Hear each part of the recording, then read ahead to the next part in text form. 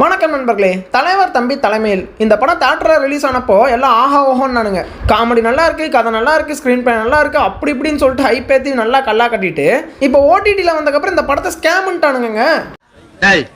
என்னடா புத்தாட்டது கேட்டா படத்துல காமெடியே இல்லையா? அப்ப 200 ரூபா கொடுத்து தியேட்டர்ல உட்காந்து சிரிச்சிட்டு வந்தா என்ன பார்த்தா என்ன இழுச்சவன் மாதிரி தெரியுதா? அப்ப நான் மட்டும் நான் இழுச்சவாளா? தியேட்டர்ல நல்லா ஒர்க் அவுட் ஆன படம் ஏன் ஓடிடி ஆடியன்ஸ்க்கு ஒர்க் அவுட் ஆகல? அப்ப நிஜமாலுமே இந்த படம் ஸ்கேம் தானா, இல்ல உண்மையாவே நல்லா இருக்கா, இல்ல நமக்கு தான் நல்லா இருக்கிற மாதிரி ஃபீல் ஆச்சா? எதுவுமே புரிய மாட்டேங்குது. சரி, ஏன் இந்த படம் தியேட்டர்ல ஒர்க் அவுட் ஆகி ஓடிடில ஓரங்கட்டிருச்சுங்கிறதையும், இதே மாதிரி வேற என்ன படம்லாம் தியேட்டர்ல ஓடிட்டு ஓடிடில கழுவி ஊத்துனாங்க அப்படிங்கிறதையுமே இந்த உடல பார்த்துருவோம். நான் தான் உங்கள் Murugan. Thank you your honour, thank you.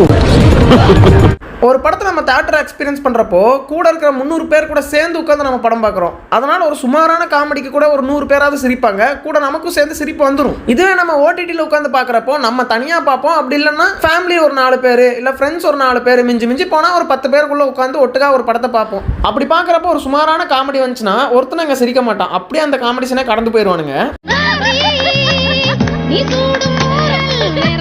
அதனாலேயே தியேட்டரில் ஒர்க் அவுட் ஆகிற சில விஷயங்கள் ஓடிடியில் பார்க்குறப்ப ஒர்க் அவுட் ஆகாது. இதுக்கு ஒரு பெஸ்ட் எக்ஸாம்பிள் என்னன்னா தலைவன் தலைவி திரைப்படத்தை தான் சொல்லி ஆகணும். ஏன்னா அந்த படத்துக்கு நான் தியேட்டரில் பார்த்தப்ப தான் ஒரு மொக்க ஜோக்குக்கு கூட ஏகப்பட்ட சிரிப்பு சத்தங்கள் ஒட்டுக்கா கேட்டுச்சு. இப்போ ட்ரிபிள் டி கூட ஓடிடியில் வந்தக்கப்புறம் தான் போட்டு அடிச்சிட்டு இருக்கானுங்க. ஆனால் தலைவன் தலைவிலாம் வந்துட்டு தியேட்டரில் இருந்தப்பவே ஒரு கும்பல் என்னடா காமெடிங்கிற பேரில் கிரிஞ்சு பண்ணிட்டு இருக்கீங்கன்னு சொல்லிட்டு அடிச்சிட்டு இருந்தப்பவே கூட அந்த படம் 100 கோடி ரூபாய்க்கு மேலே வசூல் பண்ணி ஒரு பெரிய கல்லா கடிச்சுன்னே சொல்லலாம். ஆவேசம் படத்தை கூட அப்படி தான் பண்ணானுங்க. தியேட்டரில் வந்தப்போ ஆஹா ஃபகத் ஃபாசில் ஆக்டிங் வேற லெவல் அது இதுன்னு சொல்லிட்டு ஹைப் ஏற்றிட்டு ஓடிடியில் வந்ததுக்கப்புறம் டே ஃபகத் ஃபாசிலை தவிர இந்த படத்தில் வேற என்னடா இருக்குது அப்படிங்கிற மாதிரி கேட்டுருந்தானுங்க. அண்ட் இந்த டிஃபரன்ஸ்க்கு இன்னொரு விஷயமே காரணமாக இருக்கலாம். என்னன்னா ஆடியன்ஸுடைய மைண்ட் செட் தான். நம்ம ஊர் காரணங்களை அவ்வளோ சீக்கிரம் சிரிக்க வைக்கவே முடியாது, ரொம்ப கஷ்டம். நம்ம ஊரில் இந்த ஸ்டாண்டப் காமெடி நடத்துறேன்னு சொல்லிட்டு ஒரு 4 பேர் ஷோ நடத்தி அதை அப்படியே வீடியோவை எடுத்து போட்டிருப்பானுங்க. அந்த வீடியோ கீழே போய் நம்ம பசங்கள்லாம் டே சிரிப்பு வரலன்னு சொல்லிட்டு சீரியஸாக கமெண்ட் பண்ணிருப்பானுங்க. அப்படிப்பட்ட ஓடிடி ஆடியன்ஸ் கிட்ட போய் இந்த ட்ரிபிள் டி படத்தை கொடுத்து தம்பி இதான்ப்பா காமெடி எங்க சிரிப்பாப்போம் அப்படின்னு சொல்லி கேட்டா நீ பண்ற காமெடிக்கெல்லாம் அந்த பின்னாடி நிக்கிற வீடியோ பையன் தான் சிரிப்பான், நான்லாம் சிரிக்க மாட்டேன் தெரியுமா ப்ரோ? இப்போ என்ன ப்ரோ சொல்ல வர? தியேட்டரில் 300 பேர் கூட உட்காந்து பார்த்தா இந்த படம் நல்லா இருக்கும், தனியாக உட்காந்து பார்த்தா நல்லா இருக்காதா? என்ன ப்ரோ லாஜிக் இது அப்படின்னு சொல்லி கேட்பீங்க. இதுதான் காரணம் அப்படின்னு நான் சொல்லலை, ஆனால் இதுவும் காரணம் அப்படின்னு நான் சொல்கிறேன். அந்த சிரிப்பு சத்தம் ஒரு இண்டிவிஜுவலுடைய பெர்ஸ்பெக்டிவை லைட்டாக மாற்ற தான் செய்யுது. ஒரு வேளை இது நல்ல காமெடி தானோ அப்படின்னு நம்மளே யோசிக்க வைக்குது. துப்பாக்கி தோட்டாவுடன் பெரிய ஆயுதம் இந்த சிரிப்பு.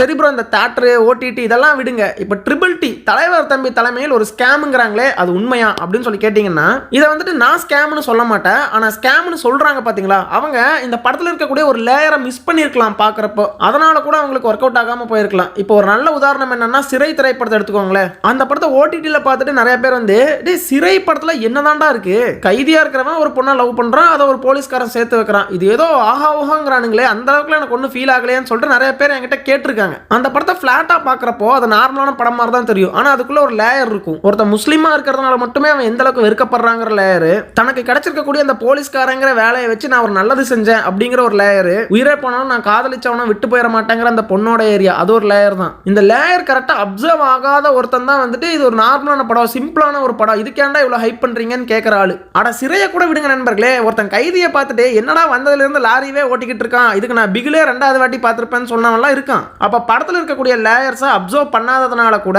அந்த படம் வந்துட்டு ஒர்க் அவுட் ஆகாம போகும். அதுதான் இந்த ட்ரிபிள் டி திரைப்படத்திற்குமே நடந்திருக்குமோன்னு எனக்கு ஃபீல் ஆகுது. ஏன்னா இது ஒரு காமெடி படம்னு சொல்லிட்டு நல்லாவே ரீச் ஆயிருச்சு.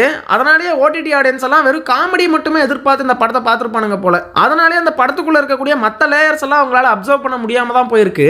லைக் ஒரு வீட்டில் கல்யாணம் நடந்துகிட்டு இருக்கிறப்ப திடீர்னு ஒரு இளவு விழுந்து அவனுங்க 2 பேரும் ஒத்து வராத நெய்பர்ஸா இருந்து அவன் எப்ப கல்யாணத்தை நடத்துறானோ அப்பதான் நான் பணத்தை தூக்குவேன்னு சொல்லிட்டு அந்த படத்தோட ஸ்டேஜிங்கே வந்துட்டு அவ்வளவு சூப்பரா பண்ணியிருப்பாங்க. இவங்க வீணா போட்ட சண்டையினால ஒரு பொண்ணு தண்ணி தொட்டியில விழுந்து செத்தது, மறுபடியும் தேவையில்லாம சண்டை போட்டீங்கன்னா நானும் அதே தண்ணி தொட்டியில விழுந்து செத்துருவேன்னு சொல்லிட்டு அந்த பொண்ணு சொல்றது, அண்ட் ஃபைனலா அவங்க நினைச்சது எதுவுமே நடக்காம அந்த தண்ணி தொட்டியே எல்லா விஷயத்தையும் கெடுத்து விடுறது, இதெல்லாமே வந்துட்டு பாத்தீங்கன்னா அழகான ஒரு லேயர் தான். அப்புறம் அந்த ஒன் சைடு லவ்வரை கூட இந்த பொண்ணு ஓடி போச்சுன்னு சொல்லி பொருளை கலப்புறது, அப்புறம் பொண்ணு குழியில விழுந்ததை பார்த்து மாப்பிளையும் குதிச்சு உன் கூட நான் கடைசி வரைக்கும் இருப்பேன்னு சொல்ற அந்த ஏரியா, இப்படி காமெடியையும் தாண்டி என்ஜாய் பண்ணி ரசிக்கிற மாதிரியான சீன்ஸ் இந்த படத்துல இருந்துச்சு அப்படின்னு தான் சொல்லணும். ஆனா அதையெல்லாம் நோட்டீஸ் பண்ணாம என்னடா காமெடி நல்லா இருக்குன்னு சொன்னீங்க எங்க சிரிப்பே வரல அப்படின்னு சொல்ற ஆட்கள் தான் இப்ப இந்த படத்தை ஸ்கேம்னு சொல்லிட்டு இருக்கானுங்களோன்னு எனக்கு தோணுது. சில ஏரியாஸ் வந்து ஒர்க் அவுட் ஆகாம போயிருக்குதான், சில கேரக்டர்ஸுமே கரெக்டா டிசைன் பண்ண படல, அண்ட் ஒரு சில இடங்கள்ல மொக்க ஜோக்குமே நிறைய இருக்கத்தான் செய்யுது, அதை நான் ஒத்துக்கிறேன். ஆனா கம்ப்ளீட்டாக இந்த படம் ஸ்கேமுப்பா அப்படின்னு சொன்னீங்கன்னா அதை நான் ஒத்துக்க மாட்டேன். அப்புறம் இந்த படத்தை ஸ்கேம்னு சொன்னவங்களுக்கெல்லாம் எதிரான ஆள் தான் நான் அப்படிலாம் நினச்சிக்காதீங்க.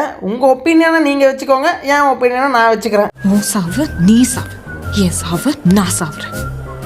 அப்புறம் இந்த படம் பயங்கரமாக ஓட்டுனதுக்கு இன்னொரு காரணமாக என்ன சொல்லலாம்னா பொங்கல் லீவுன்னு சொல்லி தான் ஆகணும். ஏன்னா பராசக்தி வாவாத்தியார்னு 2 படம் வந்து 2மே அடி வாங்கிருச்சு.